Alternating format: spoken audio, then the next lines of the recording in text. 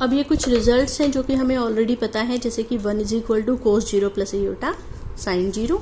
-1 को हम लिख सकते हैं cos pi plus iota sine pi, क्योंकि कोस पाई -1 होता है और साइन पाई 0 होता है। ठीक है, कोस 90 प्लस एयोटा साइन 90 होता है अयोटा, क्योंकि इसकी वैल्यू होती है 0, इसकी वैल्यू है 1, तो ये हो गया 0 प्लस अयोटा इंटू 1 मतलब कि अयोटा।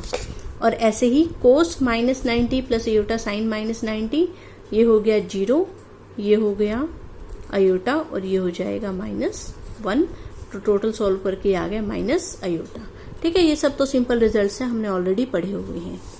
अब हम बताएंगे कि अगर मुझे किसी भी कॉम्प्लेक्स नंबर की कुछ पावर दे रखी है, 1/n पावर दे रखी है, तो उसको हमें कैसे सॉल्व करना है। किसी भी कॉम्प्लेक्स नंबर की 1/n पावर को कैसे सॉल्व करना है। मान लो कॉम्प्लेक्स नंबर है z, it means x plus aorta y।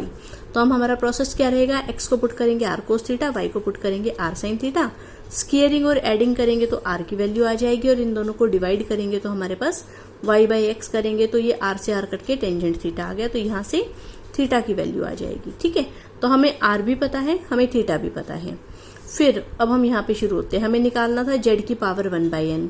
z को लिख दिया x प्लस एयोटा y, उसकी पावर 1/n, x की वैल्यू पुट कर दी r कोस थीटा, y की वैल्यू पुट कर दी r साइन थीटा, r इसमें से कॉमन आ गया। पूरे की पावर 1/n है तो r की पावर भी हो गया और इसकी पावर भी हो गई। ठीक है, अब 1/n पावर को अंदर लेके जाने से पहले आपको लिखना है कोस थीटा की जगह कोस 2r पाई प्लस थीटा, और साइन थीटा की जगह sign 2r pi plus theta. ये हमने 11th क्लास में रिजल्ट पढ़े हुए हैं।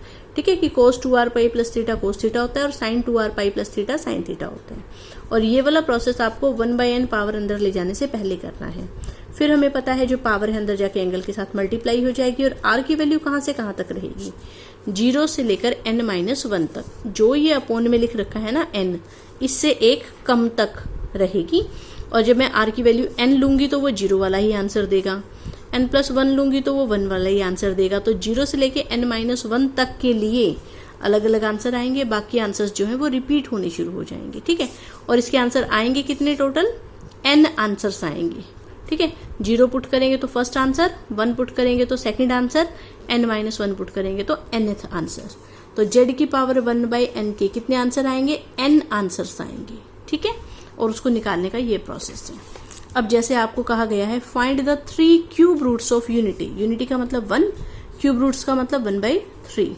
तो हमें यूनिटी मतलब कि 1 की पावर 1/3 सॉल्व करना है।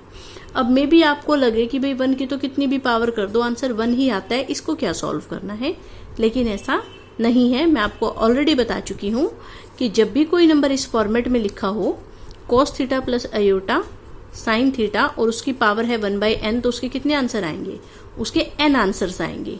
तो 1 की पावर 1/3 के कितने आंसर आएंगे, 3 आंसर्स आएंगे इसके। ठीक है, हमें वो तीनों आंसर निकाल के बताने हैं। ठीक है, सो हमने कहा कि मान लो मैं 1 की पावर 1/3 को z नाम दे रही हूँ, और यहाँ मैंने ऊपर बताया था 1 को मैं क्या लिख सकती हूँ, कोस 0 प्लस एयोटा साइन 0। ठीक है, तो 1 को लिख दिया कोस 0 प्लस एयोटा साइन 0। फिर मैंने अभी आपको बताया कि 1/3 पावर को अंदर लेके जाने से पहले मुझे क्या लिखना है, कोस 0 को लिख दिया कोस 0 प्लस 2r पाई, और साइन 0 को लिख दिया साइन 0 प्लस 2r पाई। अब ये जो पावर है अंदर जाके एंगल के साथ मल्टीप्लाई हो जाएगी, वेयर r की वैल्यू कहाँ से कहाँ तक होगी, 0 से लेकर 2 तक। 2 क्यों लिखा हमने, क्योंकि जो ये अपोन में लिखा है इससे एक कम तक जाना होता है। 3 लिखा है तो हम 0 से 2 तक गए, अगर यहाँ 4 लिखा होता तो हम 0 से 3 तक जाते। ठीक है, r को 0 पुट करोगे एक आंसर आ गया, r को 1 पुट किया दूसरा आंसर आ गया, r को 2 पुट किया तो तीसरा आंसर आ गया।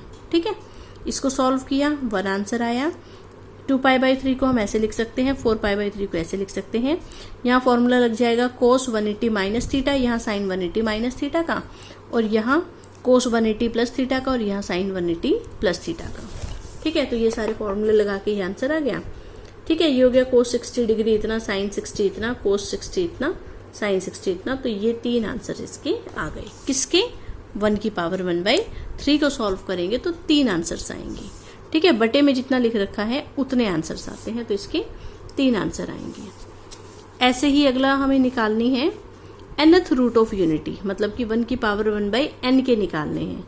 कितने आंसर आएंगे, n आंसर आएंगे, और हमें दिखाना है वो n आंसर किस में होने चाहिए, जीपी में होने चाहिए। वो तो मैं आपको वैसे भी इस वाले आर्टिकल में दिखा चुकी हूँ कि हम किसी भी कॉम्प्लेक्स नंबर की कोई अगर पावर करते हैं फ्रैक्शन वाली, तो जो उसके रूट्स आते हैं, जैसे इसके कितने रूट्स आएंगे, क्यू रूट्स आएंगे, तो वो किस में थे, वो जीपी में थे। ठीक है, तो यहाँ पर हमें निकालना है 1 की पावर 1/n। पहले तो वही 1 को लिखा cos 0 प्लस इयोटा साइन 0, फिर cos 0 को लिख दिया ये और साइन 0 को लिख दिया ये, फिर दोनों साइड हमने 1/n पावर कर दी, यहाँ भी और यहाँ भी, और जो पावर है अंदर जाके एंगल के साथ मल्टीप्लाई हो गई। आर की वैल्यू कहाँ से कहाँ तक रहेगी, जो ये पावर है इससे एक कम तक जाना है, n-1 तक जाना है, कहाँ से, 0 से लेके n-1 तक।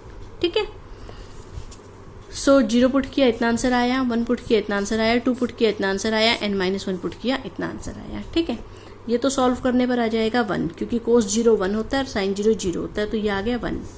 ये ऐसे कैसा, 4π/n और 4π/n इसको ऐसे लिख सकते हैं, cos 2π/n plus इयोटा sign 2π/n का स्क्वायर, क्योंकि पावर अंदर जाके एंगल से जब मल्टीप्लाई होगी तो यही आएगी। अगले में एंगल आना था 6π/n, तो उसको ऐसे करके लिख दिया, क्योंकि 3 अंदर जाके 6π/n ही बनाएगा, और यहाँ से क्या निकाल दिया, n-1 बाहर निकाल दिया, क्योंकि ये जब अंदर जाएगा तो cos 2π इंटू n-1/n यही चीज़ आ जाएगी। ठीक है, बस इसको आप 1 मिनट के लिए रो नाम दे दो, तो ये हो गया 1 रो स्क्वायर, रो क्यूब से लेके रो की पावर n-1। ये सारे हमारे रूट्स आ गए, जो कि किस में है, जीपी में है। ठीक है, और क्या निकालना है, इन सारे रूट्स की प्रोडक्ट निकालनी है और वो हमें इसके इक्वल दिखानी है। ठीक है, तो इन सारों को मल्टीप्लाई कर देते हैं, तो ये हमने इन सारों की प्रोडक्ट निकाल दी। ठीक है, रो की पावर्स की मल्टीप्लिकेशन हो रही है, तो वो सारी पावर हमारी ऐड हो गई, तो 1 से लेके n-1 तक की ऐड हो गई। फिर वो फॉर्मूला लगा दो कि 1 + 2 + 3 + n क्या होता था, n+1 डिवाइडेड बाई 2। अब n तक का सम है तो ये आता था, हमारा कहाँ तक का सम है, n-1 तक का, तो क्या आएगा, n-1 उससे 1 ज़्यादा डिवाइडेड बाई 2, तो ये आ जाएगा n-1 उससे 1 ज़्यादा कितना हो गया, n डिवाइडेड बाई 2। ठीक है, रो की वैल्यू पुट कर दी जो भी था हमारा, फिर ये पावर अंदर जाके एंगल के साथ मल्टीप्लाई हो गई, 2 से 2 कट गया, n से n कट गया, क्या बचा, n-1 पाई, यहाँ पर भी यही बचा। ठीक है, n-1 पावर जो है ऊपर आ जाएगी, क्योंकि पावर अंदर जाके एंगल से मल्टीप्लाई होती है। ये हो गया -1, ये हो गया 0, तो ये हो गया -1 की पावर n-1। ऐसे ही हमारे पास थर्ड एग्जाम्पल है, हमें इसकी वैल्यूज निकालनी है। ठीक है, पहले तो हम इसको उस फॉर्मेट में लिखेंगे, r cos theta r sin theta format में।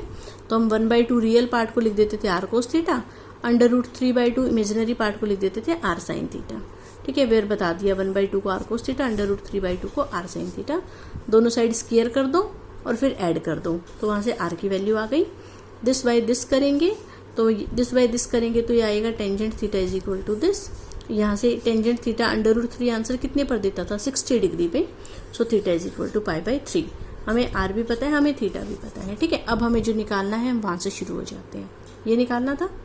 ठीक है, 1/2 को हम क्या लिखते हैं, r cos थीटा, लेकिन r की वैल्यू तो 1 है, तो 1/2 की जगह सीधा क्या आ गया, cos थीटा, थीटा की वैल्यू पुट कर दी।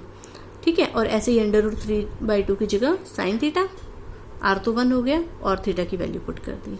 फिर हमें पता है हम 3 पावर को पहले अंदर लेके जाते थे, 3 पावर अंदर जाएगी तो एंगल से मल्टीप्लाई होकर ये खाली रह गया पाई। फिर हम 1/4 पावर को अंदर ले जाने से पहले क्या करते थे, cos थीटा की जगह लिखते थे cos थीटा प्लस 2r पाई, और sin थीटा की जगह भी sin थीटा प्लस 2r पाई। फिर हम ये पावर अंदर लेके जाते थे और बताते थे r कहाँ से शुरू होगा, 0 से शुरू होगा, और जो ये नीचे लिखा है उससे 1 कम तक जाएगा। बस r को 0 पुट करेंगे, पहला आंसर, 1 पुट किया दूसरा आंसर, 2 पुट किया तीसरा आंसर, और 3 पुट किया तो चौथा आंसर आ गया। इसके बाद और क्या पूछा है, उन चारों की प्रोडक्ट निकालने को कहा है कि आंसर 1 आना चाहिए। ठीक है, तो हम इन चारों की प्रोडक्ट कर देंगे। ये है sis π/4, sis 3π/4, sis 5π/4 and sis 7π/4।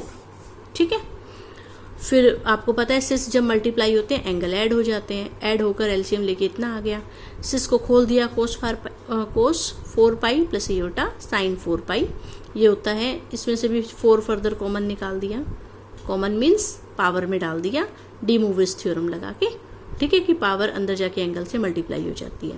ये होता है -1, ये होता है 0, तो ये टोटल बचा -1 की पावर 4 इज इक्वल टू 1। तो हमने ये दिखा दिया कि इसके चारों जो आंसर्स आएंगे इसके 4 आंसर आने थे, क्योंकि जितना नीचे लिखा होता है उतने आंसर आते हैं, ठीक है।